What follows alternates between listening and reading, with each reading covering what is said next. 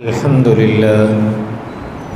لله نحمده ونستعينه ونستغفره ونؤمن به ونتوكل عليه ونعوذ بالله من شرور أنفسنا ومن سيئات أعمالنا من يهده الله فلا مضل له ومن يضلله فلا هادي له ونشهد أن لا إله إلا الله وحده لا شريك له ونشهد أن سيدنا ومولانا محمدا عبده ورسوله أما بعد فأعوذ بالله من الشيطان الرجيم بسم الله الرحمن الرحيم واذكرن ما يتلى عليكم من آيات الله والحكمة إن الله كان لطيفا خبيرا صدق الله وصدق رسوله النبي الكريم ونحن على ذلك من الشاهدين والشاكرين والحمد لله رب العالمين اللهم صل على سيدنا محمد النبي الأمي وعلى آله وأصحابه وسلم تسليما كثيرا اللهم صل على سيدنا محمد النبي الأمي وعلى آله وأصحابه وسلم تسليما يا رب صل وسلم دائما أبدا على حبيبك خير الخلق كلهم.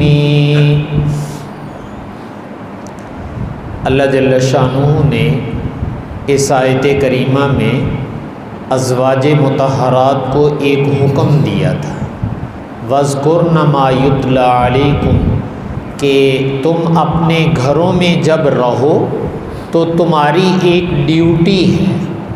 وہ ڈیوٹی یہ ہے کہ ہمارے نبی وہ تمہارے سامنے اللہ تعالیٰ کی آیات، حکمت اور دانائی کی باتیں وہ تمہیں بتاتے ہیں.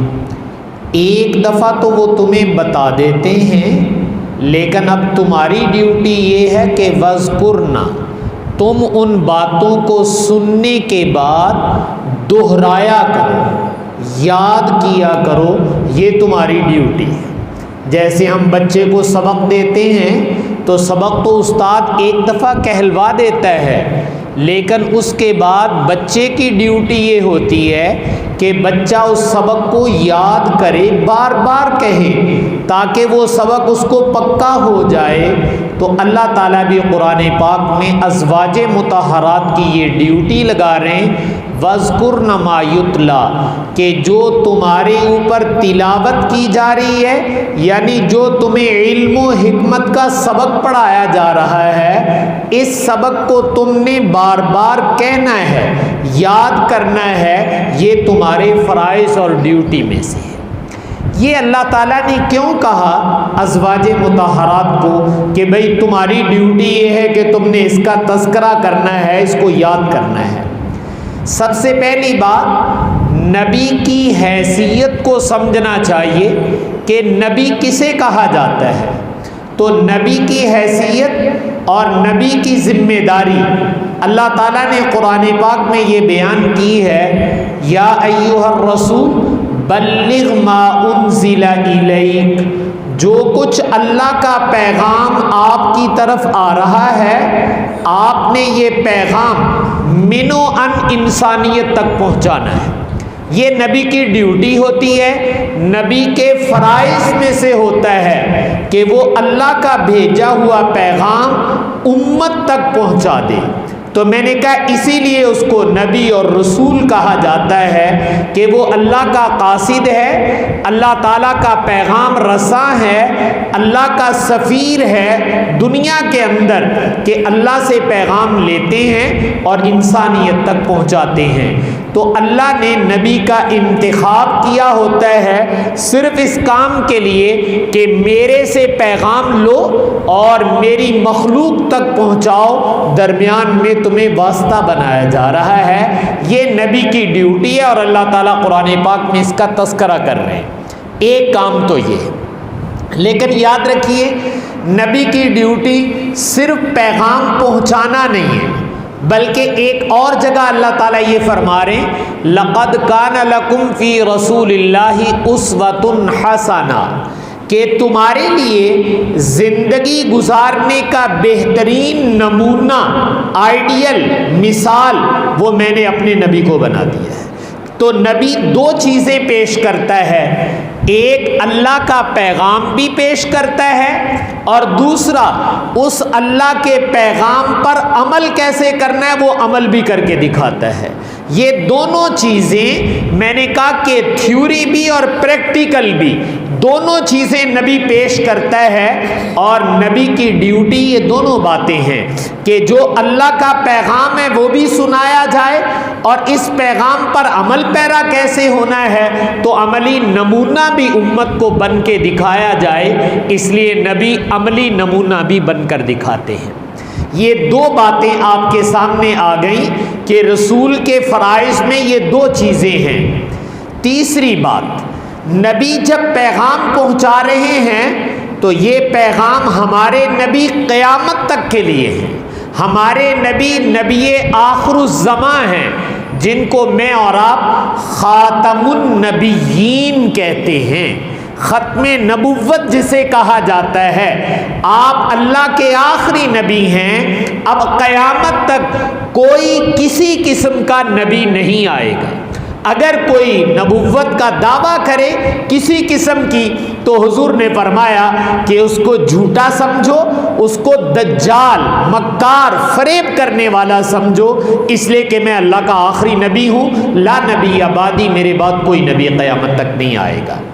اب سوال یہ تھا کہ جو آپ نے اللہ کا پیغام لیا ہے یہ ڈیوٹی قیامت تک کے لیے ہے، اور آپ کی عمر مبارک 63 سال ہے، 63 برس کے بعد آپ دنیا سے پردہ فرما گئے ہیں، اور عرب کی سرزمین سے آپ نے باہر قدم نہیں رکھا، عرب کے اندر اندر آپ رہے ہیں، تو اب قیامت تک یہ پیغام پہنچانے کا کوئی بندوبست تو ہونا چاہیے تاکہ یہ پیغام پہنچایا جائے۔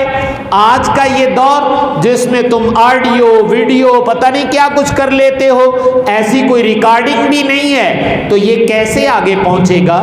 تو اللہ تعالیٰ نے جو اس کے ذریعہ بنایا وہ انسانوں کے سینے کو بنایا، انسانوں کے دل اور دماغ کو بنایا، جسے ہم صحابہ کرام کی جماعت کہتے ہیں، جو کم و بیش 1,24,000 تھے، اور انہوں نے حضور کا کلمہ پڑھا، حضور سے پیغام سنا، پیغام سن کر اپنے دل دماغ میں محفوظ کیا، سمجھا اس کو، اور پھر اس کے بعد وہ پیغام پوری دنیا میں پہنچانا شروع کر دیا، اور ان 1,24,000 لوگوں کو اللہ نے ذریعہ بنایا، پہلا ذریعہ جس کو آپ کہتے ہیں کہ حضور کا پیغام لو اور دنیا میں پھیل جاؤ، اور آپ نے کہہ دیا تھا الا فلیبلغ الشاہد الغائب، جو اس وقت موجود ہیں یہ میرا پیغام سن رہے ہیں، اب تمہاری ڈیوٹی ہے جو یہاں موجود نہیں ہیں ان تک پیغام تم نے پہنچانا ہے، تم میرے اس کام میں معاون ہو، رفیق ہو، اور تمہاری بھی ڈیوٹی اللہ تعالیٰ نے لگا دی، لہٰذا یہ پیغام آگے پہنچاؤ۔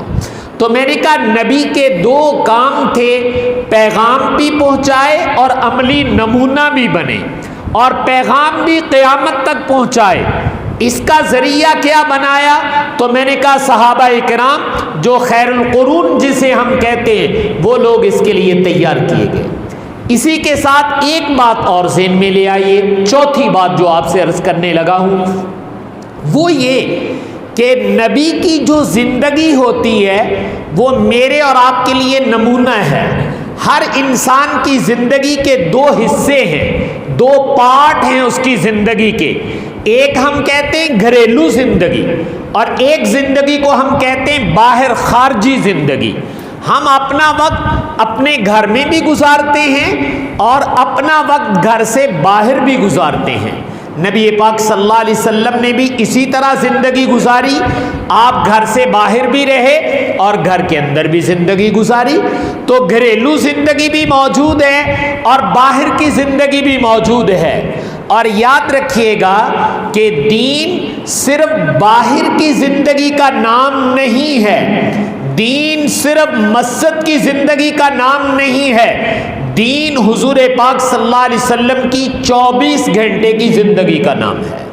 دین جیسے مسجد میں آپ نے جو اوقات گزارے وہ دین ہے، آپ نے جو گھر میں اوقات گزارے وہ بھی دین ہے، اور وہ بھی امت کے سامنے آنا چاہیے تاکہ امت گھریلو دین کو بھی اپنا سکے۔ یہ نہیں کہ مسجد میں آئے تو مسجد میں تو اپنے نبی کی تعلیمات کو اپنائے اور جب گھر میں جائے تو پھر اپنی مرضی شروع کر دے یا دنیا کے لوگوں سے رہنمائی لے۔ یہ طریقہ نہیں، یہ لنگڑا لولا دین ہے، ایسا دین اسلام نہیں ہے۔ دین اسلام مکمل ضابطۂ حیات ہے، اور ضابطۂ حیات کا مطلب یہ ہے کہ یہ تمہیں مسجد میں کیسے اوقات گزارنے ہیں یہ بھی بتائے گا، اور گھر میں کیسے گزارنے، دکان پہ کیسے گزارنے، آفس میں کیسے گزارنے، یہ ساری لائف بتاتا ہے۔ اس وجہ سے اس کو ضابطۂ حیات کہا جاتا ہے۔ لیکن میں نے سمجھانے کے لیے زندگی کے دو حصے کیے، ایک گھر کی زندگی اور ایک باہر کی زندگی۔ جو آپ کی باہر کی زندگی ہے اس کے گواہ 1,00,000 کم و بیش 24,000 صحابہ کرام ہیں۔ 1,25,000 کے قریب لوگ آپ کی باہر کی زندگی کو دیکھ رہے ہیں، نوٹ کر رہے ہیں، محفوظ کر رہے ہیں اور آگے انسانیت تک پہنچا رہے ہیں۔ تو سوال یہ ہے کہ گھر کی زندگی کو کون نقل کرے گا؟ جو 4 دیواری کے اندر ہے اس زندگی کو کون نقل کرے گا؟ تو اس کے نقل کرنے کے لیے بھی متعدد لوگ چاہیے، زیادہ لوگ چاہیے نا۔ جیسے باہر کی زندگی کو نقل کرنے کے لیے کم و بیش 1,24,000 1,25,000 کے قریب ہیں، تو گھر کی زندگی کو نقل کرنے کے لیے بھی تو زیادہ افراد کی ضرورت تھی۔ تو اللہ تعالیٰ نے اس کا انتظام یہ کیا کہ میرے نبی کی گھر کی زندگی کا کوئی گوشہ وہ صیغہ راز میں نہیں رہے گا، اس لیے کہ نبی امت کے لیے گھر میں بھی نبی ہوتا ہے۔ یہ نہیں کہ اسی جدو مسیتے آنے ہاں پھر تے اسی کلمہ پڑھ دے ہاں کہ یا رسول اللہ ہون اسی تواڈے امتی ہیں، تے جدو گھر جانے پہ گرنتھ پڑھنی شروع کر دیندے ہو۔ نہیں، گھر جا کے بھی ہم یہی کلمہ پڑھتے ہیں۔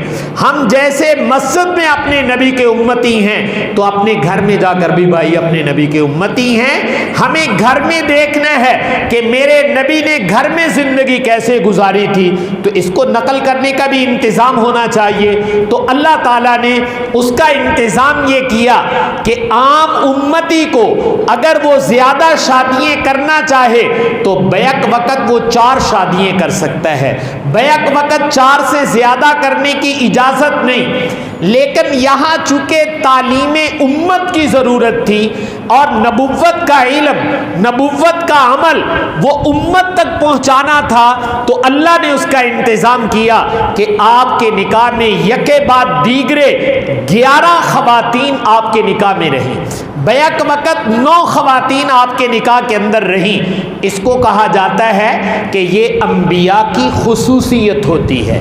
اللہ تعالیٰ نے نبیوں کو کوئی خصوصیتیں بھی عطا فرمائی ہیں، اس لیے کہ نبی اور عام انسان برابر نہیں ہوتا، یاد رکھنا۔ اللہ تعالیٰ نے نبی کو وہ مقام دیا ہے کہ عام انسان تو سوچ بھی نہیں سکتا۔ اللہ نے توانائی، طاقت، حوصلہ، عزم اور سب سے بڑی چیز کہ انہوں نے اپنا نمونہ بن کر امت تک پیغام بھیجنا ہے۔ تو اللہ نے اس پیغام رسانی کے لیے جو گھریلو زندگی تھی اس کا انتظام یہ کیا کہ آپ کی بیوییں متعدد بنا دی، تاکہ وہ آپ کی گھریلو زندگی کو دیکھیں اور دیکھ کر امت تک منتقل کریں۔ ان میں تمام بیویوں نے حصہ ڈالا ہے، لیکن اگر یہ کہا جائے تو بے جا نہیں کہ اس میں سب سے بڑا حصہ کس کا ہے، تو یاد رکھیے گا علم کا بھی ایک زمانہ ہوتا ہے، اور جس میں علم کو انسان محفوظ کر لیتا ہے اور علم کو آسانی سے یاد کر لیتا ہے، اور یہ بچپن کا زمانہ ہوتا ہے۔ بوڑھے ہو کے آپ علم پھر بھی حاصل کر سکتے، منع نہیں ہے، لیکن بوڑھے ہو کے آپ ادھر سے یاد کریں گے ادھر سے بھول جائے گا۔ لیکن بچپن کا زمانہ، اس میں جو چیز یاد کی جاتی ہے تو جس کو ہمارے محاورات میں کہتے ہیں اے لوہے تے لکیر ہے، یعنی یہ پختہ ہو جائے گی، یہ مٹے گی نہیں۔ تو میں نے کہا بچپن کا زمانہ یہ علم کو یاد کرنے کا زمانہ ہے، اور اللہ تعالیٰ نے طبی اور فطری لحاظ سے بچپن کے زمانے کو علم کے لیے چنا ہوا ہے۔ اللہ تعالیٰ نے اگر یہ سعادت ازواج مطہرات میں سے کسی کو دی تو وہ سیدہ عائشہ رضی اللہ تعالیٰ عنہا ہے، کہ اللہ تعالیٰ نے پہلے اپنے باپ کے گھر میں تھی، اور باپ نبی کا رفیق ہے، وہی اترتی ہے، باپ وہاں موجود ہوتے ہیں اور وہ گھر جاتے ہیں، جا کر سارا پیغام گھر میں سناتے ہیں۔ ابو بکر کا گھرانہ وہ علم کا مرکز ہے، لیکن آپ کے نکاح میں جب وہ آئی ہیں تو میں نے کہا 9 عمری کے زمانے میں آ گئیں، اور وہ اللہ نے تکوینی انتظام کیا تھا۔ حدیث میں آتا ہے رسول پاک صلی اللہ علیہ وسلم نے فرمایا میں نے کسی عورت کے ساتھ اس وقت تک نکاح نہیں کیا جب تک میرے اللہ کا پیغام میرے نام نہیں آ گیا۔ جب میرا اللہ پیغام دیتے تھے کہ بھئی اس خاتون کے ساتھ نکاح کرو تو پھر میں نکاح کرتا تھا۔ تو حضرت عائشہ کا انتخاب بھی اللہ کی طرف سے ہوا تھا۔ تو میں نے کہا کہ 9 عمری کے زمانے میں حضور کے حرم میں آئی ہیں۔ یہ 9 عمری یہ علم حاصل کرنے اور یاد کرنے کا زمانہ ہے، اس لیے تمام ازواج مطہرات میں گھر کا جو حکم جو میں نے آیت تلاوت کی تھی وَذْكُرْنَ مَا یتلا، کہ جو تمہارے اوپر تلاوت کی جا رہی ہے اس کا مذاکرہ کرو، آپس میں اس کو کہو اور یاد کرو، یہ تمام ازواج مطہرات کو حکم ہے۔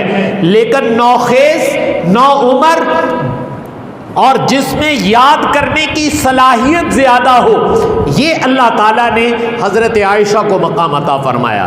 اسی لیے اگر آپ ذخیرہ حدیث اٹھا کر دیکھیں، آپ صلی اللہ علیہ وسلم کے ارشادات اٹھا کر دیکھیں تو سب سے زیادہ روایت کرنے والے 6 صحابہ اکرام ہیں، جن میں 5 مرد ہیں اور ایک ام المومنین سیدہ عائشہ رضی اللہ تعالیٰ عنہ ہے۔ سب سے زیادہ روایات کو نقل کرنے والے، حضور کے علم کو آگے پہنچانے والے، باقیوں نے بھی پہنچایا ہے، لیکن امت کو جو زیادہ فیض ملا وہ 6 شخصوں سے ملا ہے، جن میں 5 صحابہ ہیں اور ایک سیدہ عائشہ رضی اللہ تعالیٰ عنہ ہے۔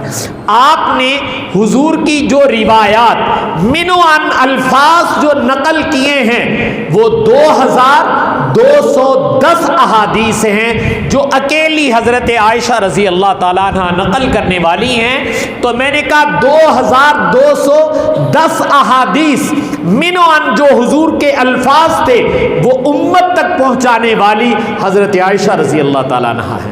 تو اللہ تعالیٰ نے، میں نے کہا گھر کی زندگی اور گھر میں پھیلنے والا علم جس کا تذکرہ اس آیت میں ہے وَذْكُرْنَ مَا يُتْلَى، جو تمہارے اوپر تلاوت کیا جا رہا ہے تم نے اس کا مذاکرہ کرنا ہے۔ اگر اس کا بہترین نمونہ دکھانا ہو تو اللہ تعالیٰ نے نمونہ حضرت عائشہ رضی اللہ تعالیٰ عنہ کو بنایا، اور انہوں نے ان کو یاد کیا اور یاد کر کے امت تک منتقل کیا ہے۔ تو میں نے 4 باتیں ابھی تک آپ سے کہی ہیں۔ نبی اس کو کہتے ہیں جو اللہ کا پیغام پہنچائے۔ ہمارے نبی کے لیے حکم کیا ہے؟ قیامت تک آنے والے انسانوں تک پیغام پہنچائیں۔ ہمارے نبی سرزمین عرب سے باہر نہیں نکلے ہیں، تو یقیناً آپ نے یہ پیغام اپنے 1,24,000 صحابہ سے پہنچایا ہے۔ یہ وہ صحابہ ہیں جو باہر کی زندگی کو دیکھ رہے ہیں۔ میرے نبی کی گھر کی زندگی بھی دین ہے، جیسے باہر کی زندگی دین ہے، تو گھر کی زندگی کو نقل کرنے کے لیے متعدد کئی ازواج مطہرات ان کا انتخاب اسی بنیاد پر تھا تاکہ یہ بھی میری زندگی کو دیکھیں اور امت تک بعد میں منتقل کریں۔ ان میں سر فہرست جن کا نام ہے وہ سیدہ عائشہ ہے، اس لیے کہ علم کے لیے نوخیز نوعمر ہونا یہ بہت ضروری ہوتا ہے۔ تو میں نے کہا یہ مقام اللہ تعالیٰ نے حضرت عائشہ کو عطا فرمایا تھا، اور انہوں نے حضور کے گھر میں آ کر میں نے کہا علم کو چنا ہے اور علم کو آگے منتقل کیا ہے۔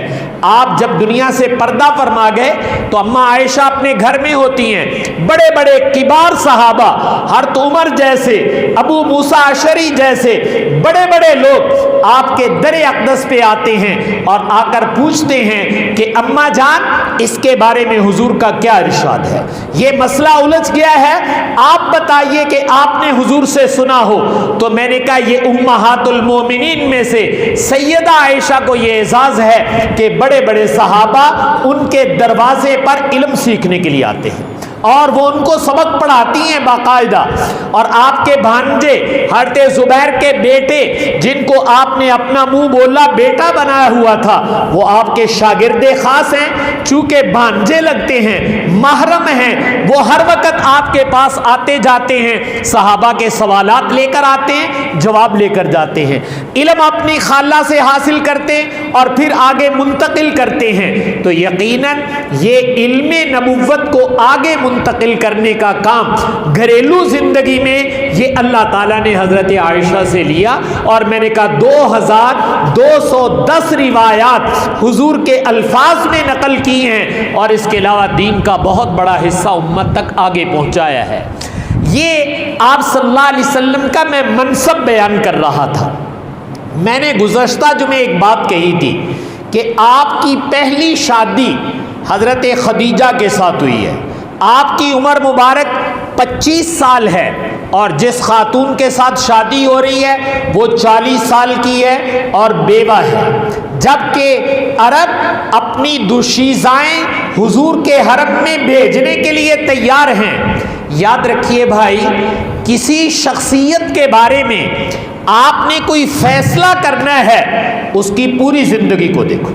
جب تک آپ اس کی پوری زندگی کو نہیں دیکھیں گے آپ صحیح فیصلہ نہیں کر سکیں گے۔ میں اس کی ایک مثال دے دیتا ہوں۔ ایک آدمی مجھے گالی دیتا ہے، میرا اس سے کوئی تعلق نہیں ہے، آپ کو پتا چلے کہ بھئی اس نے گالی دی ہے تو یقیناً میں بھی ناراض ہوں گا، آپ بھی ناراض ہوں گے۔ لیکن اگر میرے والدین یا میرا استاد وہ مجھے کوئی سخت جملہ کہہ دے اور یہ بیک گراؤنڈ سامنے ہو کہ سخت جملہ کہنے والے والدین ہیں، سخت جملہ کہنے والا میرا کوئی استاد ہے، سخت جملہ کہنے والا میرا کوئی پیر اور شیخ ہے، اب سخت جملہ انہوں نے بھی کہا ہے لیکن اب ماتھے پہ بل نہیں پڑیں گے۔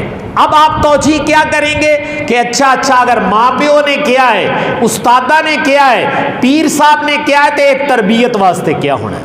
اجنبی کہے تو گالی بن جائے، اگر ماں باپ کہیں تو تربیت بن جائے۔ سوال یہ ہے کہ جملہ تو ایک ہی ہے لیکن ایک کے کہنے کو آپ نے گالی بنا دیا اور ایک کے کہنے کو آپ نے تربیت بنا دیا، یہ فیصلہ کس بنیاد پر کیا ہے؟ تو جواب یہ ہوگا کہ یہ بنیاد یہ ہے کہ کہنے والے کی زندگی دیکھو، والدین کی زندگی، انہوں نے مجھے اور آپ کو پالا پوسا ہے، پروان چڑھایا ہے، وہ میرے خیر خواہ ہیں، لہٰذا اگر وہ کوئی سخت جملہ کہیں گے تو وہ میری تربیت کے لیے کہیں گے، ان کی باقی زندگی دیکھ کر یہ فیصلہ کیا جا رہا ہے۔ اگر کوئی اجنبی کہتا ہے تو آپ اس کو گالی سمجھیں گے چونکہ اس کے ساتھ میرا خیر خواہی کا یہ تعلق نہیں ہے۔ تو پتہ یہ چلا کہ کسی کی زبان یا کسی کا عمل، اس کا جب کوئی فیصلہ کرنا ہے تو اس کی باقی زندگی کو نظر انداز نہ کرو، اس کی بقیہ زندگی کو دیکھو۔ تو نبی کے نکاح کے بارے میں اگر آپ نے فیصلہ کرنا ہے تو میرے نبی کی عفت والی زندگی دیکھو کہ میرے نبی کتنے عفیف ہیں، پاک دامن ہیں، خوف خدا کتنا رکھتے ہیں، راتوں کو رونے والے کتنے ہیں۔ بیویاں یہ کہتی ہیں کہ حضور رات کو تشریف لاتے ہیں، بستر پر لیٹ جاتے ہیں اور لیٹنے کے بعد کہتے ہیں لو عائشہ مجھے تو چھوڑو، میں اپنے رب کی بندگی کرنا چاہتا ہوں۔ اب بیوی کو چھوڑا جا رہا ہے اور کھڑے ہو گئے اور ساری رات اللہ کے سامنے کھڑے رہے اور آنسو بہاتے رہے. یہ ایک دن کا ماجرا نہیں ہے، یہ روز کی آپ بیتی ہے. یہ ایک دن کا ماجرا نہیں ہے، یہ روز کی آپ بیتی ہے. یہ امت کا غم رکھنے والا، امت کا درد رکھنے والا نبی ہے، جس کے درد کو آسمانوں پہ محسوس کیا گیا، جس کا درد اللہ نے سنا اور پھر اللہ کو یہ کہنا پڑا فَلَعَلَّكَ بَاخِعٌ نَفْسَكَ عَلَىٰ آثَارِهِمْ إِن لَّمْ يُؤْمِنُوا بِهَٰذَا الْحَدِيثِ أَسَفًا. میرے حبیب اتنا غم نہ کھایا کرو، اتنا فکر نہ کرا کرو کہ تم اپنی جان کو ہی گنوا بیٹھو، اپنے آپ کو ہی ہلاک کر دو. اتنا غم کرنے کی اجازت نہیں ہے. إِن لَّمْ يُؤْمِنُوا بِهَٰذَا الْحَدِيثِ أَسَفًا. اگر یہ لوگ ایمان نہیں لاتے تو آپ افسردگی میں اور آپ غم میں کہیں اپنے آپ کو ہلاک تو نہ کر لیں. ہم منع کرتے اتنا غم نہ کیجئے. یہ وہ غم تھا جو اللہ نے آسمانوں پر سنا اور سن کر تسلی دی ہے.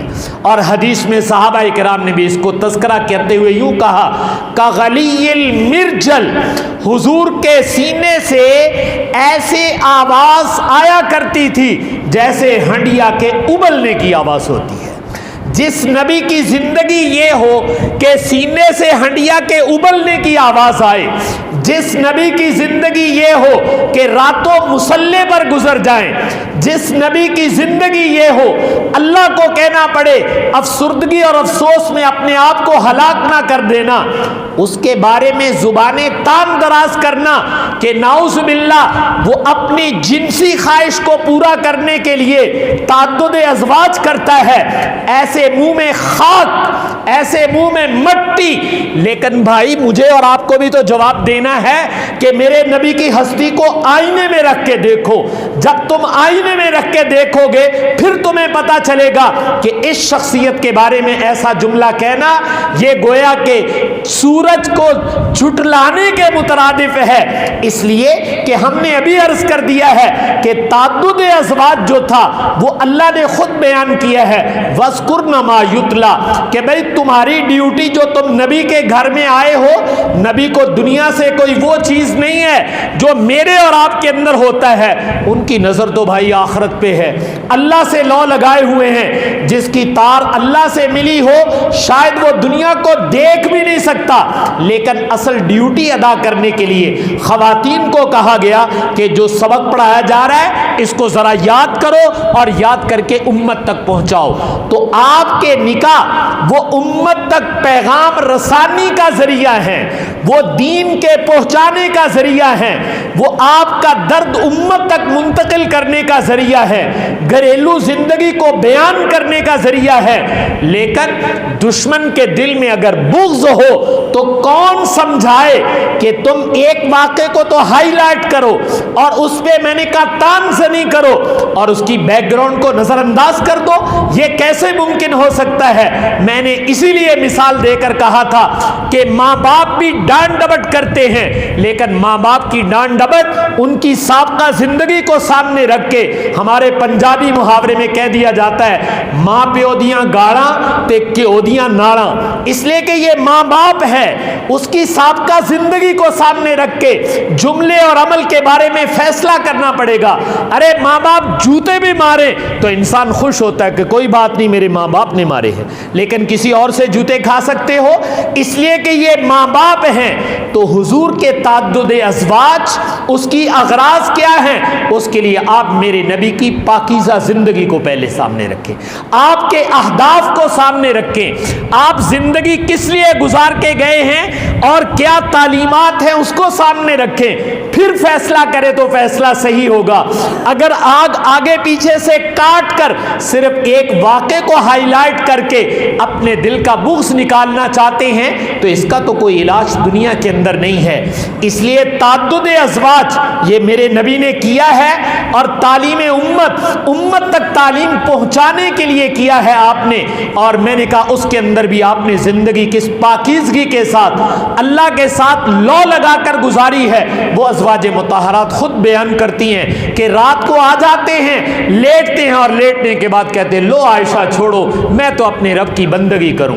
کبھی عائشہ دیکھ رہی ہیں رات کو اٹھ کر بقیع کے قبرستان میں جایا جا رہا ہے، کبھی عائشہ دیکھ رہی ہیں کسی اور عبادت میں لگا جا رہا ہے۔ تو جس نبی کی راتیں مصلی پہ گزرتی ہوں اس کے بارے میں یہ لب کشائی کرنا نعوذ باللہ کہ وہ جنسی خواہش کے حریص تھے، میں نے کہا کہ یہ ایسے منہ میں خاک آگ ہو جو اس طرح کا جملہ نبی آخر الزماں کے بارے میں کہتا ہے۔